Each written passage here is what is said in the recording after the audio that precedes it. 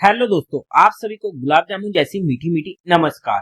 और उसी के साथ आप लोगों का स्वागत है आईपीओ के लव ट्रायंगल शो में। एक और SME company new Malayalam steel लेके आ रही है अपना जी आईपीओ। यहाँ पर हम आज इस रिव्यू वीडियो में इस कंपनी का पूरा कच्चा चिट्टा खोलने वाले, बेसिक से लेके एडवांस तक।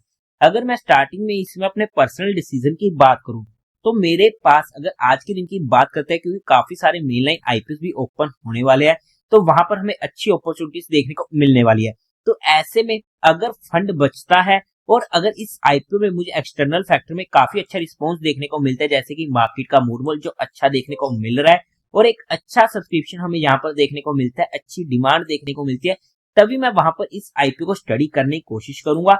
अदरवाइज वहां पर कुछ इफवर्ट्स वाले पॉइंट हमें देखने को मिले जिसे हम डिटेल में स्टडी करने की कोशिश करेंगे। बट आज के दिन एक ऐसा आईपीओ होने वाला है जिसमें मैं ना ही ज्यादा इंटरेस्टेड हूँ, ना ही ऐसा आईपीओ है जिसे मैं आज के टाइम पर ही अवॉइड कर दूं। बट जो भी फाइनल डिसीजन होगा वो मैं आप लोगों को टेलीग्राम चैनल पर अपडेट कर दूंगा। बट फिर भी आप लोग एक बार इस वीडियो को देख लीजिएगा, समझ लीजिएगा, फिर अपने रिस्क रिवॉर्ड रेशियो और माइंडसेट के अकॉर्डिंग अपने फाइनेंशियल एडवाइजर से कंसल्ट करके कोई फाइनल एक्शन बनाइएगा। उसी के साथ साथ आप लोगों को म्यूचुअल फंड में या इंश्योरेंस सेगमेंट में किसी भी तरीके की कोई भी हेल्पलाइन की जरूरत है, या आप लोग चाहते हो कि being a mutual fund distributor हम आपका पैसा मैनेज करने में आपकी हेल्प करें, चाहे वो एसआईपीओ, एसटीपीओ, एसडब्ल्यूपीओ, बूस्टर, एसटीपीओ या लमसम अमाउंट हो, तो आपको डिस्क्रिप्शन में मेरा फोन नंबर मिल जाएगा, आप मुझसे कांटेक्ट कर सकते हैं।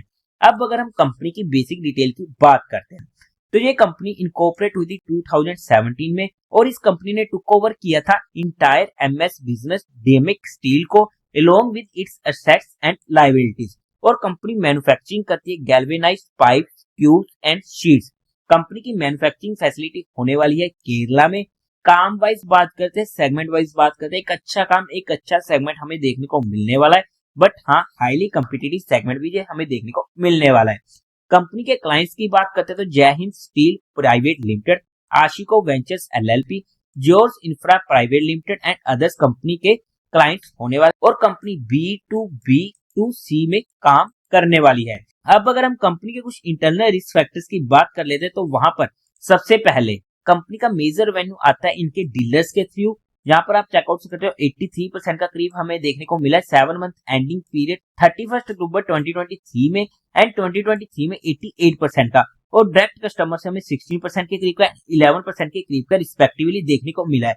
और ऐसे में डीलर्स की तरफ से इनकी किसी भी तरीके की तू मैं होती है या फिर वो इनसे नाराज होते हैं तो उसका इंपैक्ट हमें कंपनी के ऊपर देखने को मिल सकता है। कंपनी मेजरली डिपेंडेंट होने वाली है जय हिंद स्टील प्राइवेट लिमिटेड पर, जो इनका one of the promoter group entity भी होने वाली है और इनका कस्टमर भी होने वाला है, और उनसे ये रॉ मटेरियल्स वगैरह भी सप्लाई करवाती है।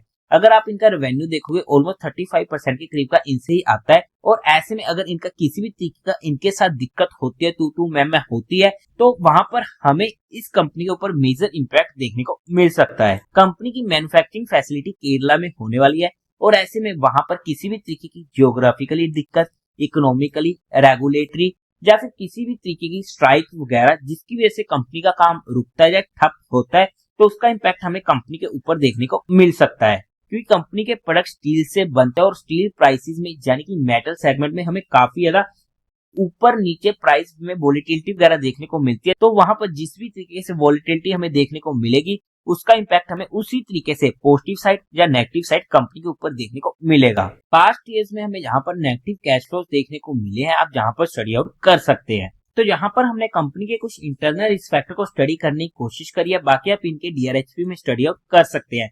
अब अगर हम कंपनी के टेंटेटिव टाइम टेबल की बात करते हैं तो ये आईपीओ ओपन होगा 19 दिसंबर को, क्लोज होगा 23 दिसंबर को, अलॉटमेंट 24 दिसंबर को, रिफंड मिलने जा आपके अकाउंट में क्रेडिट हो जाएंगे शेयर फ्लोटेड 26 दिसंबर को, टेंटेटिव लिस्टिंग डेट 27 दिसंबर की, face value 10 rupees per share की, प्राइस 185 से 90 रुपीज पर शेयर का हमें तो अप्लाई करना है 90 रुपीज, बिकॉज ये आईपीओ भी इजिली ओवर सब्सक्राइब होने वाला है। लोड साइज 1600 शेयर्स का होने वाला है। टोटल इशू साइज है 41.76 करोड़ का, जो पूरा का पूरा होने वाला है फ्रेश इशू। एनएससी के एसएमई पोर्टल पर ये आईपीओ लिस्ट होने वाला है। कोटा की बात करते हैं तो क्वालिफाइड का 10% का, रिटेल में 45% का एंड एचएनआई में भी 45% का होने वाला है।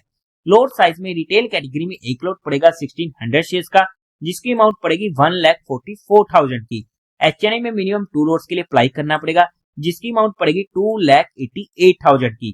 कंपनी के प्रमोटर्स की बात करते हैं तो वहां पर आप लिस्ट स्टडी आउट कर सकते हैं। प्री इश्यू होल्डिंग थी 99.8% की, पोस्ट इश्यू रह जाएगी 73% की। अब अगर हम कंपनी के मेन मुद्दे की बात करते हैं, यानी कि कंपनी के फाइनेंशियल्स की, तो वहां पर सबसे पहले टोटल एसेट 2022 में थे 90 करोड़ के, जो इंक्रीज होते थे फर्स्ट 2 क्वार्टर ऑफ 2025 तक पहुंच चुके 110 करोड़ के। एक ठीक ठाक सी ग्रोइंग रेट देखने को मिलने वाली है। रेवेन्यू 2022 में था 323 करोड़ का, 2023 में 359 करोड़ का, 2024 में 303 करोड़ का एंड फर्स्ट 2 क्वार्टर में 155 करोड़ का। जहां पर हमें काफी ज्यादा इनकंसिस्टेंसी देखने को मिल रही है, कभी बढ़ रहे हैं तो कभी कम हो रहे हैं। प्रॉफिट आफ्टर टैक्स 2022 में था 6 करोड़ का, 2023 में भी 6 करोड़ का एंड 2024 में 4 करोड़ के, बट फर्स्ट 2 क्वार्टर में 5 करोड़ के। फिर से हमें यहाँ पर इनकंसिस्टेंसी देखने को मिल रही है, बढ़ रहे हैं कम हो रहे हैं, बट फर्स्ट हाफ में यहाँ पर हमें काफी ज्यादा इंक्रीज होते हुए देखने को मिला है, जिसकी वजह से हमारे मन में शंकाएं आ जाती है। नेटवर्थ 45 करोड़ की, रिजर्व एंड सरप्लस में 33 करोड़ का एंड टोटल बोनस कंपनी के ऊपर होने वाली है 39 करोड़ की। ओवरऑल में अगर हम फाइनेंशियल्स की बात करते हैं, हालांकि फिगर्स हमें अच्छे देखने को मिलने वाले हैं, क्योंकि काफी मेजर फिगर देखने को मिल रहे हैं, क्योंकि एसएमई कंपनीज में हमें इतने अच्छे फिगर्स देखने को कम ही मिलते हैं। बट हाँ, अगर हम ग्रोथ वाइज बात करते हैं तो वहां पर हमें दिक्कतें देखने को मिलने वाली है, जो हमारे एक नेगेटिव पॉइंट हो जाता है, और ओवरऑल में हम ओके से फाइनेंशियल कंपनी के बोल सकते हैं। अगर हम बात करते हैं क्यों आ रहा है जी आईपीओ, तो सबसे पहले इनको आईटी टेक्नोलॉजिकल अपग्रेडेशन करनी है अपनी एग्जिस्टिंग मैन्युफैक्चरिंग फैसिलिटी की। सेकंड, इनको एक्सपेंशन करनी है इनकी एग्जिस्टिंग सोलर फैसिलिटी की फॉर पावर जनरेशन। थर्ड, इनको फंडिंग चाहिए for expenditure towards civil construction of new factory shed cum storage facility within the existing factory premises situated at Kerala. Fourth, इनको advertisement करनी है, marketing करनी है, brand building करनी है। फिफ्थ, फंडिंग चाहिए इंक्रीमेंटल वर्किंग कैपिटल रिक्वायरमेंट के लिए। Six, issue related expenses and seven, general corporate purpose. अब अगर हम कंपनी को फंडामेंटली चेकआउट करने की कोशिश करते हैं तो वहां पर मार्केट कैपिटलाइजेशन होने वाली है 155.59 करोड़ की, आरओई 10% का ओके है, आरओसी 17% का अच्छा है, रिटर्न ऑन नेटवर्थ 10% का ओके है। प्रॉफिट आफ्टर टैक्स मार्जिन 1.41 का। हालांकि कंपनी की सेल्स काफी ज्यादा होने वाली है, but profit after tax margin हमें यहाँ पर कंपनी के कम देखने को मिलने वाले हैं। प्राइस टू बुक वैल्यू 2.81 की, ईपीएस प्री आईपीओ 3.38 की, पोस्ट आईपीओ 6 की, काफी ज्यादा कम है। प्री आईपीओ पी की बात करते हैं 26 की, पोस्ट आईपीओ ऑलमोस्ट 15 की।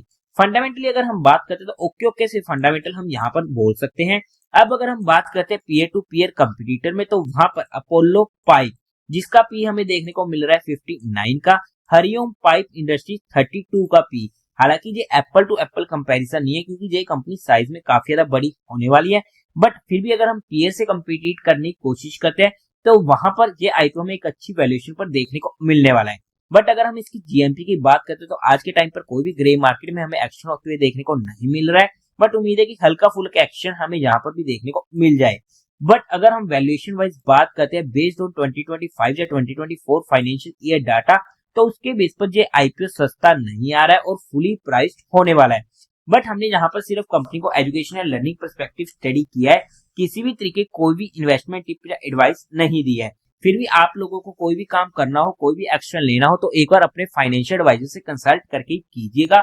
तो देवी और सज्जनों, उम्मीद है आप लोगों को ये वीडियो अच्छी लगी होगी, तो इस वीडियो को लाइक कीजिएगा, शेयर कीजिएगा और साथ ही साथ चैनल को सब्सक्राइब करें। हर हर महादेव।